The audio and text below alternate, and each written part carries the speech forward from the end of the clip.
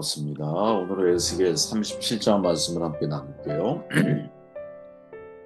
9절 말씀을 읽고 나누면 시작합니다. 또 내게 이르시되 인자야 너는 생기를 향하여 대언하라. 생기에게 대언하여 이르기를 주 여호와께서 이같이 말씀하시기를 생기야 사방에서부터 와서 이 죽음을 당한 자에게 불어서 살아나게 하라 하셨다 하라. 이에 내가 그 명령대로 대언하였더니 생기가 그들에게 들어가며 그들이 곧 살아나서 일어나 서는데 극히 큰 군대더라. 말씀으로 다시 살아나십시오라는 제목으로 말씀을 나눌게요. 유명한 마름표 이야기죠. 아마 에스겔서에서 가장 유명한 우리가 가장 잘 알고 있는 그러한 내용이 아닌가 싶어요. 포로기라고 하는 현장 속에서 에스겔이 괴로워하고 있을 때 하나님이 환상을 보게 하시죠. 주의 영이 나를 데리고 나아가서 골짜기 한가운데 내려놓으셨다. 그곳에 뼈들이 가득하고 가득히 있었다. 낯선 장소가 아니에요. 지난 5년 동안 이미 봐왔던 암울한 현실입니다. 바벨론 포로기를 지나고 있으니 얼마나 고통스러웠겠어요. 그리고 얼마나 많은 죽음들이 그 속에 있었겠어요. 처참한 현실을 목격을 했죠. 뼈들을 봅니다. 그리고 묻습니다. 사람아, 이 뼈들이 살아날 수 있겠느냐? 거대한 제국 앞에서 마른 뼈들, 자신의 동족들의 시신들이겠죠. 그 시신이 이제는 다 흙으로 돌아가는 과정에 마른 뼈들이 있는 거죠. 우리가 전쟁의 비참한 시기를 지나고 나면, 그죠? 가끔 집단 학살한 장면들을 목격하게 될 때, 그 발굴하는 과정에 얼마나 많은 뼈들이 사실은 이렇게 나옵니까? 그 모습을 보면 너무 마음이 암울하고 비참하죠. 지금 그런 경험을 누가 에스겔이 하고 있는 거죠. 인자야, 사람아 이런 뜻이거든요. Son of man 이런 말입니다. 히브리어 벤 아담이죠. 벤은 아들이라는 뜻이고 아담은 사람이라는 뜻이에요. 그러니까 사람의 아들, 인자 이렇게 표현하는 거죠. 예수님을 가리켜서도 인자라는 표현이 사용되어지잖아요. 예수님 외에 다른 사람들에게 인자야라고 표현되어질 때 인자는 다른 의미입니다. 예수님한테는 항상 정관사가 붙어요. 더 써너브맨 이렇게 붙거든요. 그리고 일반 사람들을 향해서 말할 때 그냥 써너브맨이에요. 그럼 일반 사람들과 예수님을 가리키는 더 써너브맨의 차이가 뭐냐? 예수님을 가릴 때 이 정관사 더가 중요한 건데 이 정관사가 다니엘 7장에 보면 인자 같은 이가 하늘에서 구름을 타고 오실 것이다 라고 예언의 말씀이 있잖아요. 바로 그 인자가 나다. 이 표현이 바로 예수님과 일반 사람들에게 있는 결정적인 차이점인 거죠. 일반 에스겔과 같은 사람들을 가리킬 때 그냥 선오브맨이야. 근데 예수님을 가리키는 인자는 더라고 하는 정관사가 붙으므로 이 더가 어디에서부터 사실은 유래되느냐. 다니엘 7장에 있는 인자 같으니 그때 바로 그 인자가 나다. 이렇게 말씀하시는 게 바로 예수님의 고백이라는 거죠. 그냥 여러분들 알고 넘어가시면 되겠어요. 그죠? 원래, 원래 의미는 뭐냐? 참 사람이라는 거죠. 참 사람. 인자야, 이렇게 말할 때, 야, 참 사람이 뭐. 창세기 2장에 보면 하나님이 흙으로 사람, 그 후에 생기를 불어넣어 생명체가 되게 하셨잖아요. 이때 흙이 히브리어로 아마다인데, 아마다에서 나온 것이 아담이죠. 사람인 거예요. 그러니까 에스겔을 향한 목소리, 사람아라고 하는 이 부름 속에는 보잘것없는 흙과 같은 존재이지만 하나님이 부름을 듣고 일어나는 생명에 그 사람이 진짜 참 사람이다. 이렇게 이야기를 하고 있는 거죠. 하나님께 질문을 받습니다. 사람아, 이 뼈들이 살아날 수 있겠느냐? 그래서 에스겔이 대답을 하죠. 주 하나님, 당신이 아십니다. 그죠? 사람이 마른 뼈 같은 인간이 살아날지 살아나지 않을지 어떻게 우리가 알 수 있겠어요? 오직 하나님만이 알고 계시는 거죠. 우리에게 정말 이런 믿음의 고백이 있는가? 한번 우리 자신을 돌아보는 그런 시간이 되었으면 좋겠어요. 하나님 당신만이 아십니다라고 말하니까 주님께서 그가 해야 할 일이 무엇인지를 알려주시죠. 이 뼈들에게 전하여라. 내가 너희 속에 생기를 불어넣어 다시 살아나게 하겠다. 내가 너희에게 힘줄이 뻗치게 하고 살을 입히고 살갗으로 덮고 너희 속에 생기를 불어넣어 다시 살아나게 하겠다. 그때에 비로소 너희는 내가 주인 줄 알게 될 것이다. 마른 뼈가 되살아나기에 필요한 것이 있어. 그것은 뭐냐? 에스겔이 반복해서 말하고 있는 생기. 히브리어로 누아흐라고 하는 다 들어보셨을 거예요. 원래 이 의미 속에 여러분 너무 다양한 의미가 있어요. 특히 창세기에서 사용되어지고 있는 누아흐라고 하는 단어, 폭풍, 호흡, 영, 이 단어에 사실은 계속 표현 그 의미를 가지고 있거든요. 우리는 어떻게 이 말씀을, 이 루아를 해석을 해야 할까? 하나님의 호흡일 수도 있고 하나님의 영일 수도 있죠. 하나님의 숨결일 수 있는 거예요. 그 숨결을 우리식으로 표현해 보면 하나님의 말씀인 거죠. 우리가 말을 할 때 숨을 뱉잖아요, 여러분. 그죠? 말을 할 때 숨을 뱉는 거야. 그러니까 하나님의 숨결을 이야기할 때, 하나님의 영을 이야기할 때, 그 의미 속에 신약적인 관점에서 해석을 해서 받아들여 보면 하나님의 말씀이 되는 거죠. 그러니까 마른 뼈를 살리는 게 누구냐? 하나님의 말씀인 거죠. 생명의 부활이 여러분 간단하지만은 않아요. 왜? 힘줄과 살이 채워진 몸을 가졌다고 해서 그게 참 사람이 되는 거냐? 아니라는 거죠. 8절에 보니까 뭐라 그래요? 아직 그들 속에 생기가 없었다. 이렇게 말하죠. 그리고 그 생기가 하나님의 숨결이 그들에게 부어지는 순간, 불어넣어지는 순간, 그들은 마하나임 군대로 새롭게 재탄생하고 새롭게 변화되는 모습을 우리에게 소개해주고 있죠. 에스겔은 여러분, 두 가지 약속을 우리에게 알려주고 있죠. 내가 무덤을 열고 무덤 속에서 너희를 끌어내겠다. 12절에.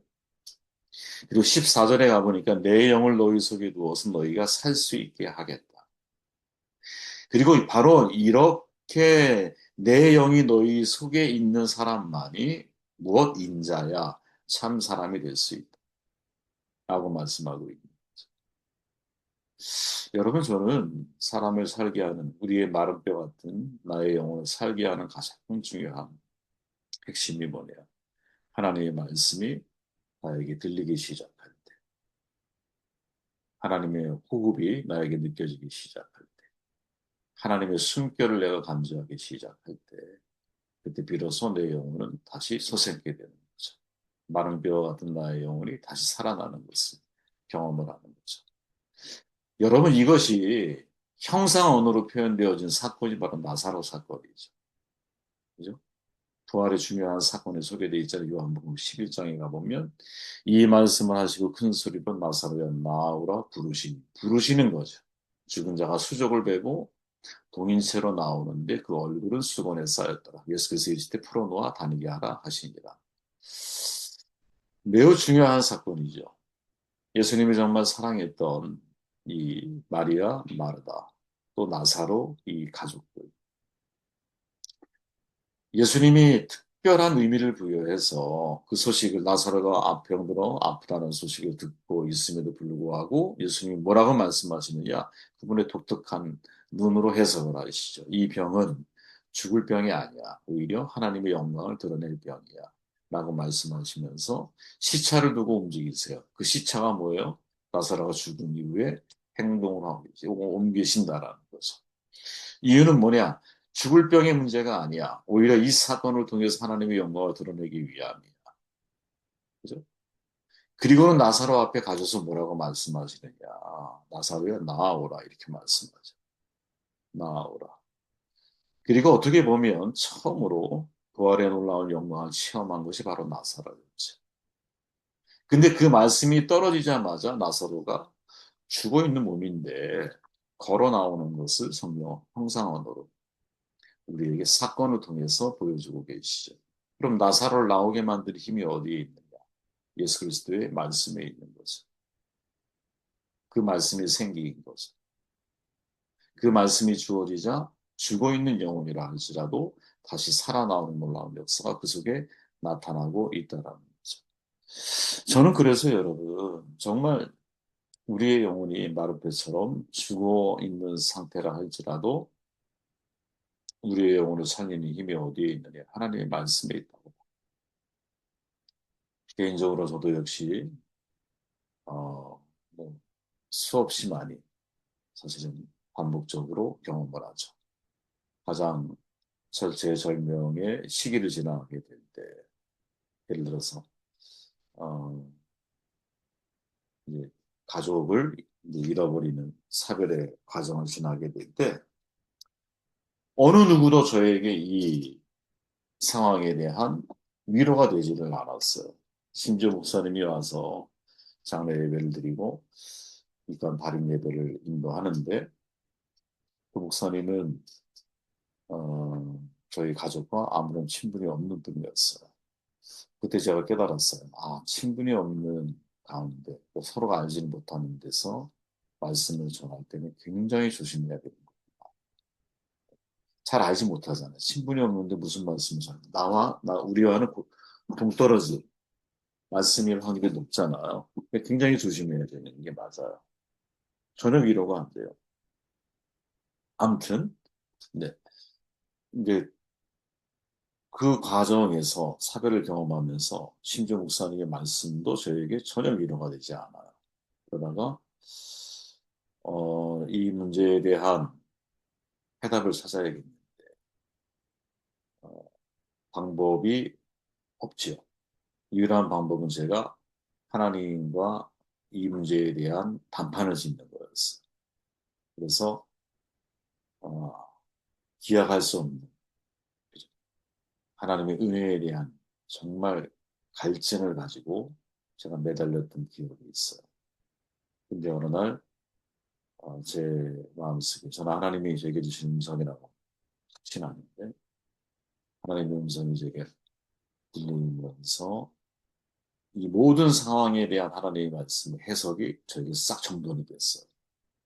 그러고 났는데 그렇게 절망적이고 앞으로 어떻게 살아야 되나 이런 두려움이 마음속에 있고 그런 가운데서도 어, 그런 거 있잖아요. 전혀 불안하지 않은 미래에 대한 염려보다는 하나님의 인도하심에 대한 확신 이게 그리스도와 연합된 거죠. 제가 말씀 안에서 이 그리스도와 연합이라고 하는 것이 굉장히 중요하고 우리가 어떻게 하나님과 연합이 돼요.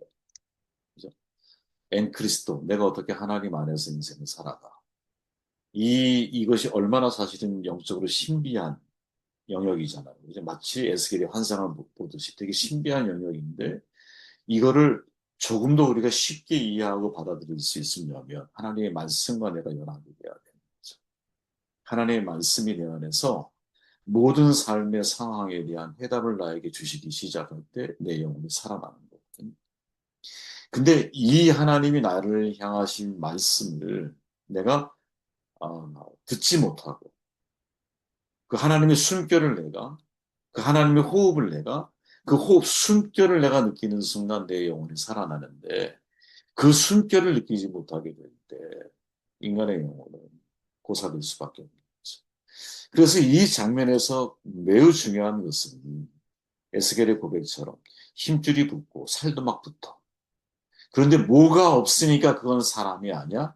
생기가 없으니까 사람이 아닌 우리 인간으로 하여금 정말 하나님 앞에서 참 사람으로서 인생을 살아가게 만들 수 있는 제일 중요한 비결은 뭐야?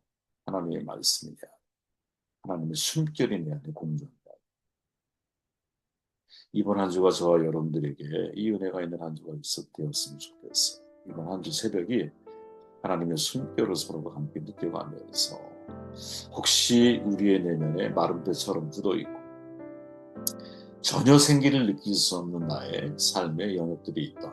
그 모든 것들이 하나하나 회복을 경험하는 그런 복된 시간이 되시길 바랍니다.